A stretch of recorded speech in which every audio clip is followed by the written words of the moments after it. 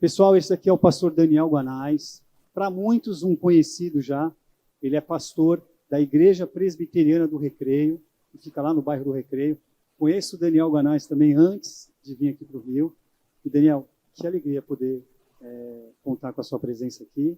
Coração alegre. E que o Senhor te use e te abençoe. Muito obrigado por você aceitar o nosso convite. Não deixa de apresentar seus pais, por favor, porque eu sei que eles fazem questão disso. Tá bom? Obrigado pela sua presença. Que Deus abençoe. Obrigado. Bom dia, irmãos e irmãs. Paz de Jesus sobre a vida de todo mundo. Alegria estar aqui com vocês. Queria agradecer MV, André, os pastores dessa igreja, o conselho dessa igreja, o convite para estar aqui. Estou aqui com, como MV já disse, minha família representada. Onde eu vou, tenho que levar minha família, porque se ninguém gostar da minha mensagem, pelo menos meus pais e meus avós gostarão, certo? Então é um acordo que a gente tem desde o início do meu ministério. Então, me encontrei aqui, surpreendentemente, com meus pais e avós, que estão aqui, meu amigo Fábio, que está na minha casa. Trago um abraço da Igreja Presbiteriana do Recreio. Essa igreja, Igreja Presbiteriana da Barra, é uma igreja que me é muito cara mesmo. Eu tenho um carinho, é a primeira vez que eu prego aqui, mas eu tenho um carinho por essa igreja desde a minha adolescência. Eu me lembro da Igreja da Barra desde a Union Church, lá no meio da Barra da Tijuca. Estive muitas vezes aqui, dei aula no seminário aqui, estive muitos dias durante a semana. Então, o carinho que eu tenho por essa igreja é muito grande. Então, estar aqui com vocês, ver vocês, é motivo de satisfação para o meu coração. E o meu desejo é que Deus continue a sustentar a vida de vocês, a comunidade de vocês, os seus pastores, presbíteros e cada ministério. Eu vejo gente aqui muito querida de muito tempo, reencontro gente querida, então é muito bom estar com vocês nessa manhã. Eu quero convidar vocês para voltarem os olhos de vocês para o texto do Evangelho segundo Lucas, no capítulo 18. Eu quero ler uma história que que Lucas nos conta, uma história que envolve Jesus e alguns homens que foram procurá-lo. Uma parábola contada por Jesus, Evangelho segundo Lucas, capítulo 18. Do verso 9 ao verso 14.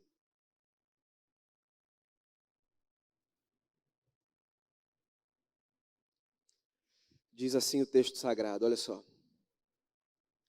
Há alguns que confiavam em sua própria justiça e desprezavam os outros. Jesus contou esta parábola. 2 homens subiram ao templo para orar. Um era fariseu, o outro publicano. O fariseu em pé orava no íntimo.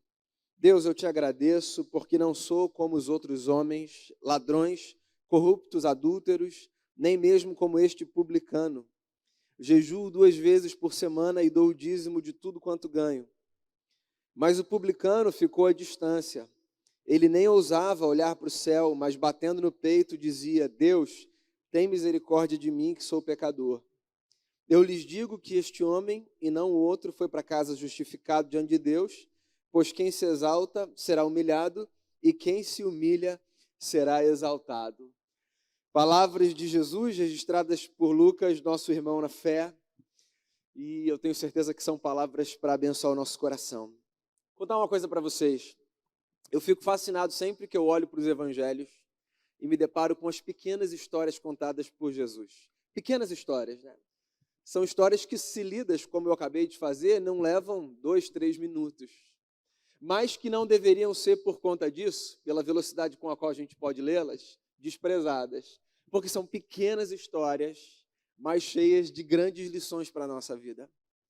Jesus é admirável por diversas razões. Se eu perguntasse a você aqui, pelo que você admira Jesus, eu tenho certeza que você encontraria muitas razões dentro do seu coração e da sua mente para dizer, eu admiro Jesus por isso, isso, isso. Jesus é digno da nossa admiração, do nosso louvor, da nossa devoção. Quero partilhar com você uma das razões pelas quais, para mim, Jesus é admirável. A capacidade que Jesus tinha de tocar no fundo da alma humana com histórias simples do cotidiano e desvendar, sabe, aos olhos das pessoas com as quais ele falava, coisas preciosas para a vida, era impressionante. Jesus pegava uma situação cotidiana da vida, do dia a dia, e ele trazia essa situação para o âmago das questões da nossa alma. Ele contava uma história, ele contava às vezes a história de um semeador, às vezes a história de uma mulher que estava arrumando a casa e tinha perdido uma moeda, às vezes a história de um pai que estava com um problema na família. Eram histórias simples do cotidiano, histórias com as quais todo mundo podia se identificar.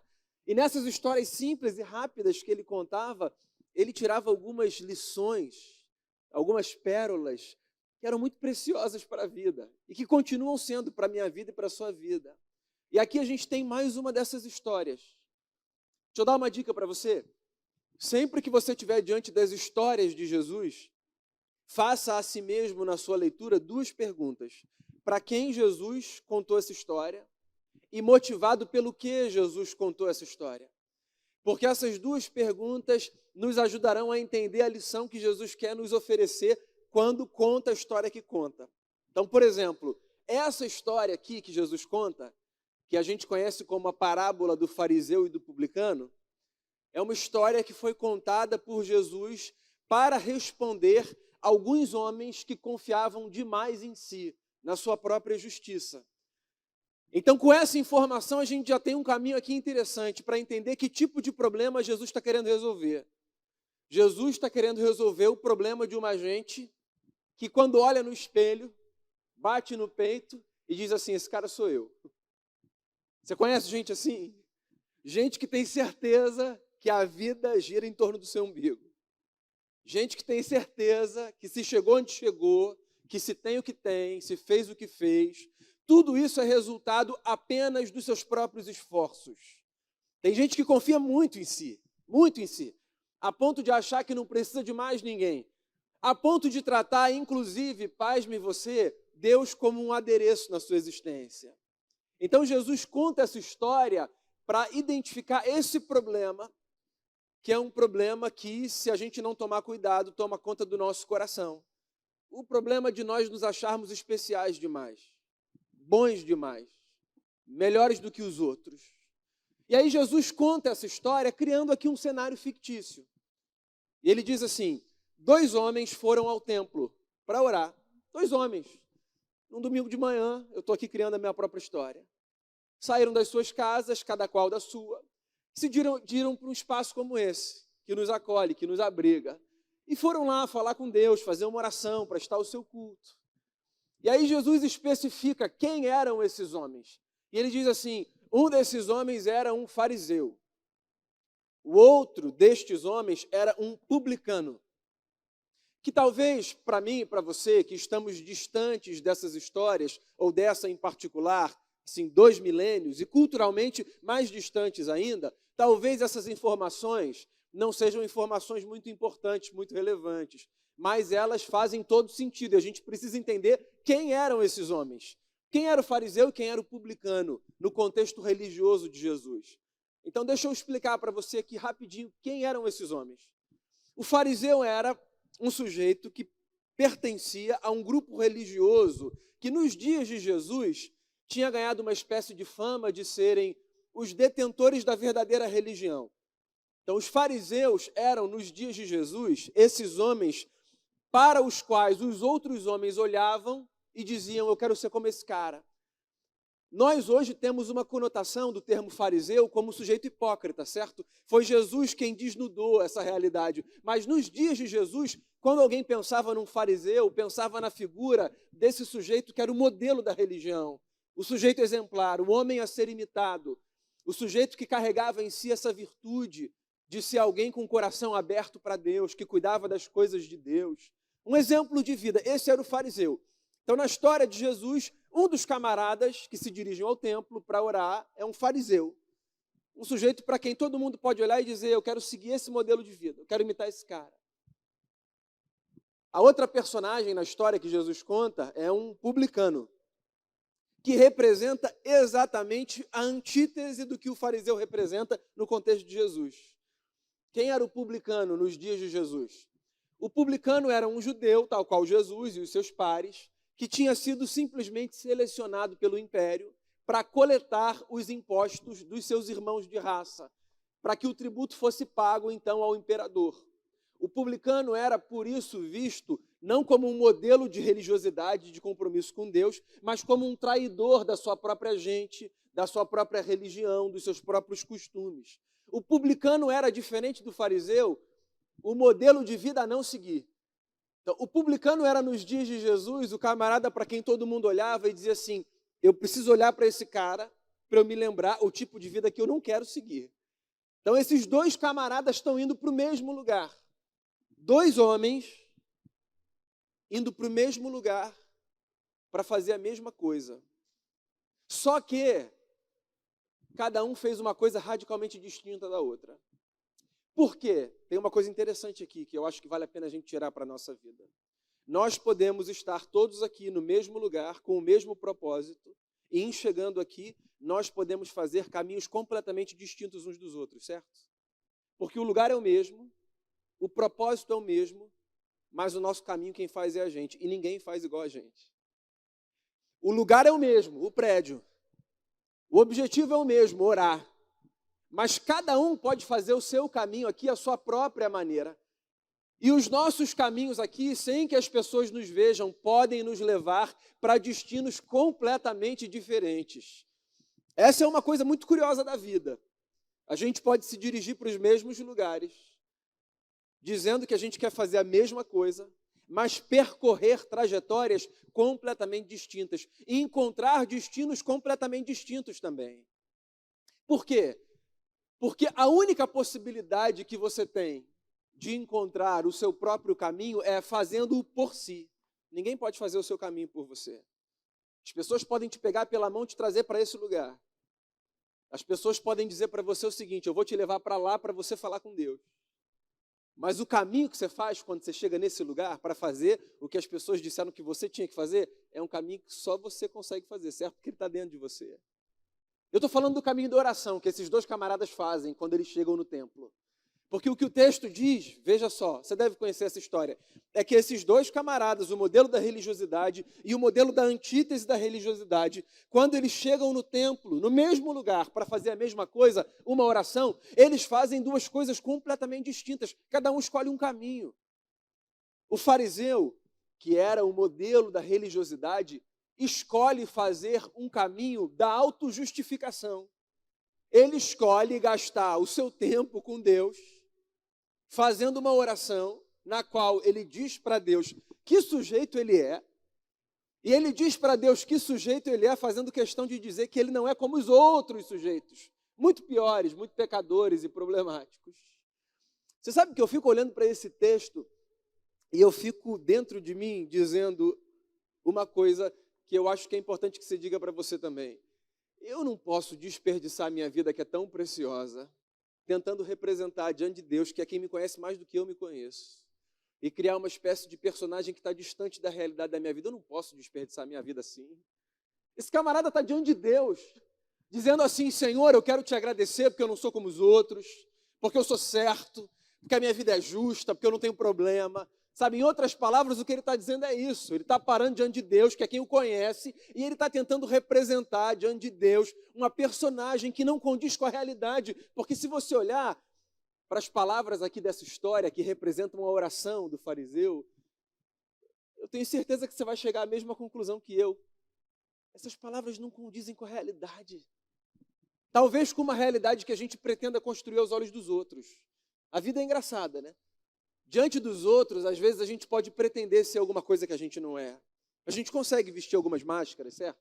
Sustentar algumas personagens. A gente, inclusive, faz isso até como uma questão de proteção. Se a gente não se conhece muito bem, assim, a gente não vai externalizar as coisas que são mais constrangedoras, as nossas falhas, os nossos problemas.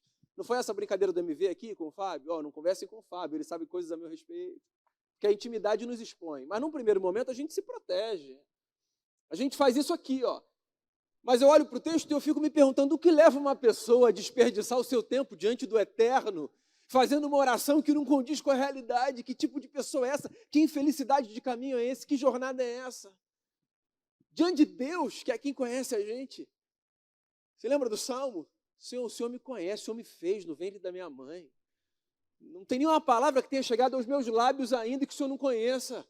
O Senhor sabe quem eu sou por dentro, o Senhor conhece as minhas entranhas, o Senhor conhece o que há de melhor em mim, o Senhor conhece também o que há de pior em mim. Deus é aquele, irmãos e irmãs, diante de quem a gente pode ser quem a gente é. porque não tem outra alternativa. E aí tem um cara aqui que é um modelo de religiosidade, indo para a igreja para fazer uma oração absolutamente superficial, fabricada, mentirosa. E o que é pior, depreciadora de terceiros. É horrível, né, quando a gente precisa se sustentar depreciando terceiros. Quando a gente precisa se afirmar, dizendo que a gente é o que a gente é, porque a gente é diferente dos outros que não são. Que vida triste, que vida infeliz. Então, tanto na relação com Deus, quanto na relação com o próximo, essa oração do sujeito que se pretende perfeito, ela é uma oração de um caminho, pelo menos aos meus olhos, eu imagino que você concorde comigo, muito problemático. Você sabe qual é a beleza do Evangelho de Jesus? É que o Evangelho de Jesus revela para a gente um Deus diante de quem a gente pode ser quem a gente é. Num compromisso diário, obviamente, de melhorarmos, contando com a graça dele, mas diante de quem a gente não precisa pretender ser absolutamente nada, porque ele conhece a gente. Então, o que eu estou querendo dizer para você nessa manhã é que diante de Deus a gente pode abandonar esse caminho de viver uma religiosidade mascarada, fabricada, mentirosa, porque esse negócio só traz peso para a gente. E você sabe que eu fico olhando, eu sou pastor de igreja, eu sou religioso também, no bom sentido do termo, eu sou um cristão, eu nasci nesse negócio. E eu fico olhando, às vezes, para as experiências religiosas e eu fico me perguntando o que faz com que pessoas se desloquem para lugares, saiam das suas casas e vistam máscaras tão somente para vestir máscaras, para impressionar Deus. A experiência religiosa não pode ser uma experiência para impressionar Deus, você entende isso?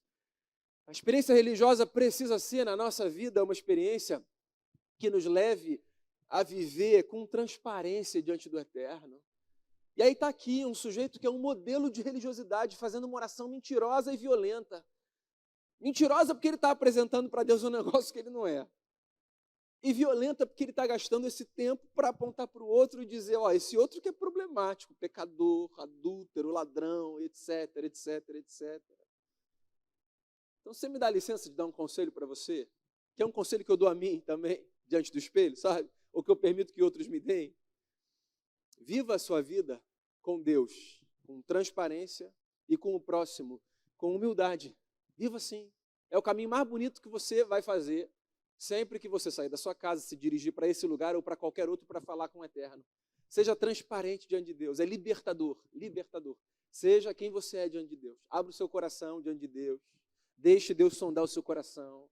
Deixe Deus desnudar a sua alma, sem que isso seja constrangedor para você.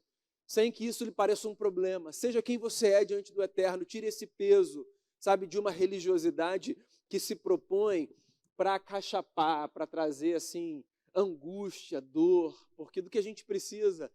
Porque a gente precisa ser quem a gente é diante do Eterno. Porque não há alternativa. Ele conhece a gente do jeito que a gente é. E é maravilhoso saber que Ele conhece a gente do jeito que a gente é e continua amando a gente do jeito que Ele ama, certo? Porque no final das contas não tem a ver com quem a gente é. Tem a ver com quem Ele é. Então, o que é libertador no Evangelho de Jesus é olhar para Deus e dizer assim, o Senhor me ama me conhecendo do jeito que eu sou, Senhor. É isso? E o Senhor vai continuar me amando, me conhecendo do jeito que o Senhor me conhece? É isso? Pois é isso, o Evangelho é isso. Mas tem um camarada aqui que não entendeu isso ainda. Então ele está vindo para um espaço, ele está fazendo uma oração, que é uma oração que é mentirosa e que é violenta. Mas tem um outro camarada aqui na história, certo? Tem um outro camarada que vai para o mesmo lugar, com o mesmo propósito, mas faz um outro caminho. Que caminho é esse?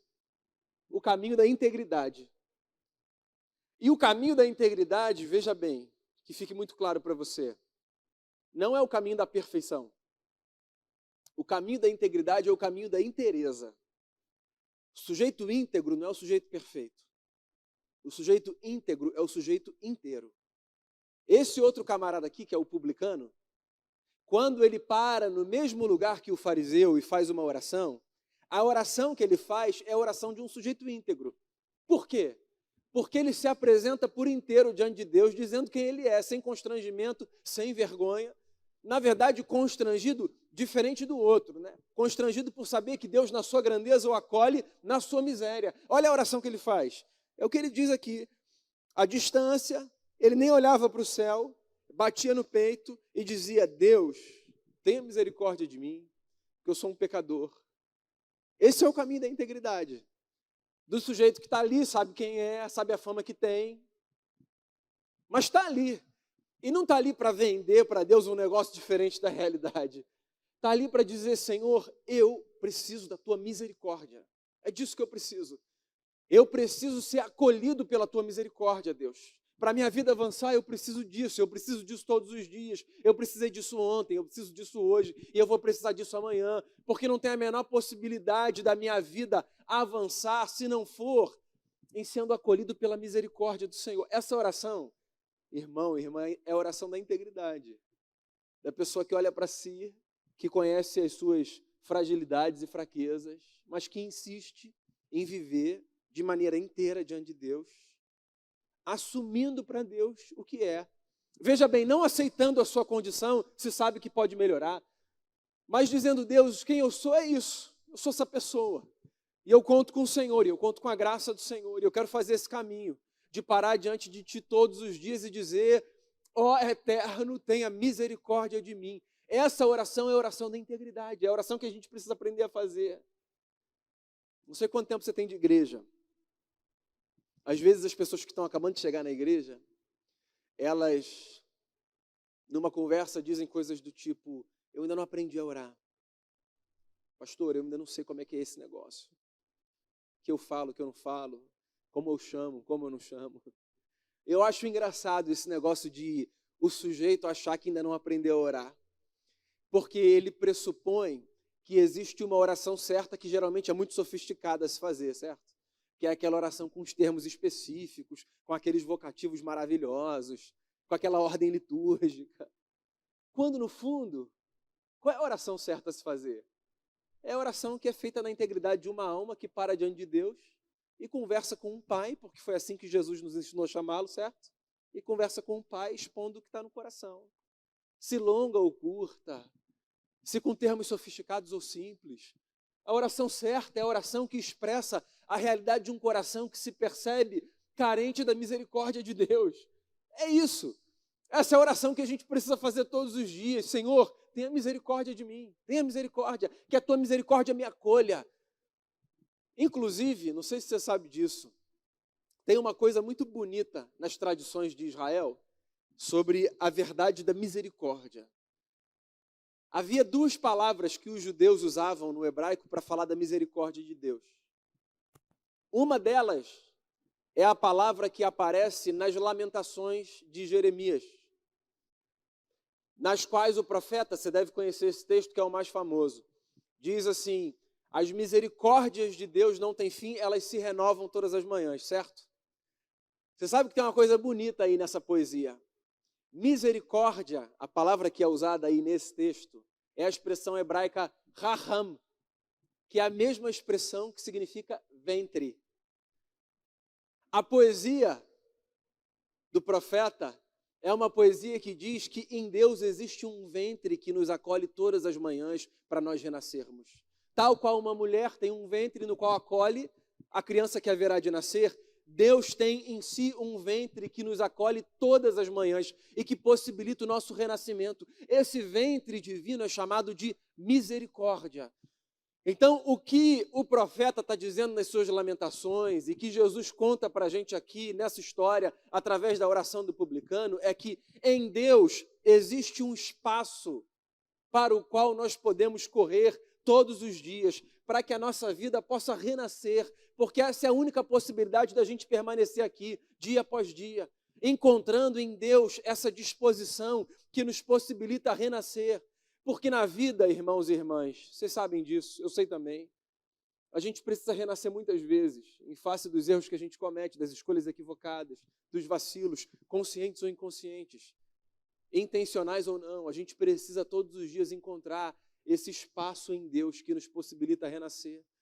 E o nome desse espaço é misericórdia, é o ventre divino que nos acolhe, de modo que se só te restasse a possibilidade de fazer uma oração, se me permite que eu me atreva a dar um conselho a você, se só houvesse a você a possibilidade de fazer uma oração e escolher uma oração para o resto da sua vida, eu diria a você, escolha todos os dias fazer a mesma oração que esse publicano fez. Senhor, tenha misericórdia de mim.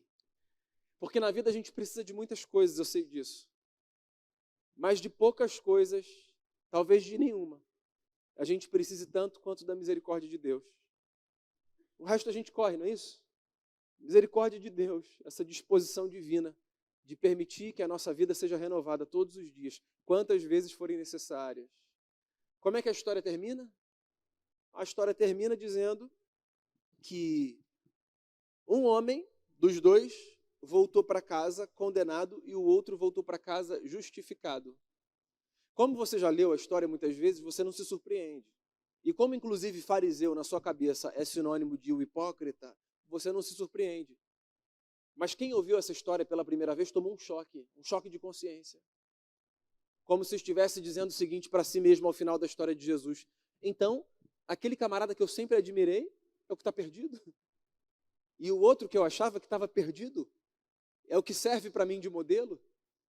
É engraçado, né, como a gente se equivoca nas nossas análises olhando para a vida dos outros. A gente olha para as pessoas, a gente faz juízos, julgamentos.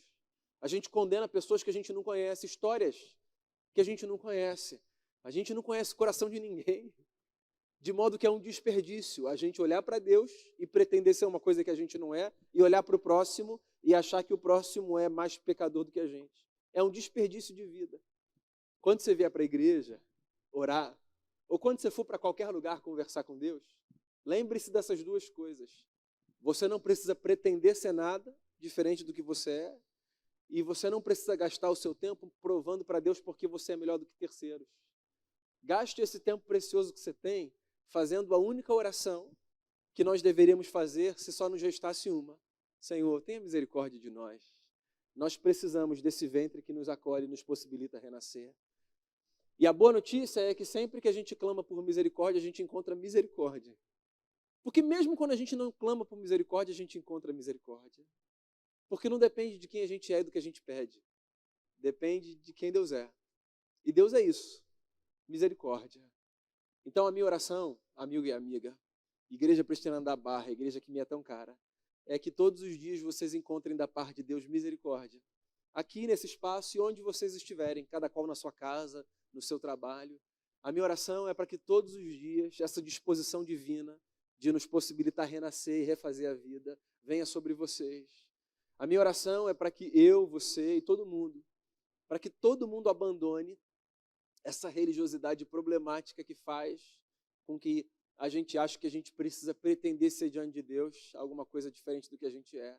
Que haja liberdade, leveza e transparência na nossa espiritualidade. E que a gente faça o nosso caminho desse jeito.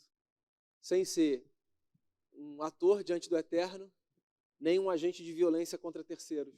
Mas sendo essa gente que olha para si e na integridade do coração diz: Senhor, eu sei que eu preciso da tua misericórdia para viver. Então que nessa manhã bonita, de um domingo de sol, nessa cidade maravilhosa, como disse o MV, a misericórdia de Deus nos encontre. E que amanhã, quando você voltar para o seu trabalho, para a sua rotina, a misericórdia de Deus te encontre. E que quando na sua casa você enfrentar os seus dilemas familiares, que todos os temos, a misericórdia de Deus te encontre. E que quando no seu quarto, nos dilemas da sua alma, que ninguém conhece, nem quem vive do seu lado, você estiver angustiada, que a misericórdia de Deus te encontre. Porque a boa notícia é essa: a misericórdia de Deus sempre pode nos encontrar. Queria fazer uma oração com e por você. Queria convidar você a fechar os seus olhos aí diante do Senhor, abrir o seu coração e fazer a sua oração nessa manhã. Não sei se essa é a primeira oração que você vai fazer com as suas palavras. Queria encorajar você a fazer uma oração aí no seu lugar, colocar o seu coração diante do Eterno, colocar a sua vida. A igreja é uma experiência fascinante, porque para o mesmo espaço vem tanta gente, mas cada uma trazendo uma bagagem. Eu falo isso lá na comunidade onde eu sirvo como pastor. Você pode estar aqui no seu melhor dia, você pode estar aqui no seu pior dia. Tem gente sentada do seu lado que não faz ideia de como você está. E tudo bem, a gente não precisa saber tudo que você passa com quem está do nosso lado. A gente só precisa sair daqui com uma consciência: Deus nos conhece a todos e nos dá a todos aquilo que nós precisamos. Então faça a sua oração. Se o seu dia é o dia da alegria, faça a oração da gratidão na alegria. Se o seu dia é o dia da angústia e da tristeza, faça a sua oração. Mas faça a sua oração. Porque como aquelas duas personagens da história, eu e você viemos aqui, dentre outras coisas, para orar ao Senhor.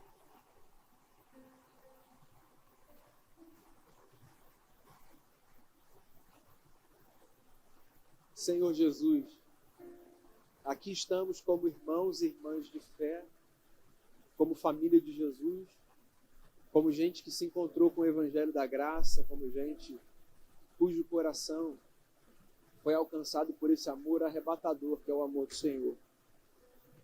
Eu quero te agradecer por essa comunidade, pela qual tenho um profundo carinho. Quero te agradecer por todos esses anos de serviço aqui, servindo aqui na Barra, a Barra e a partir da Barra.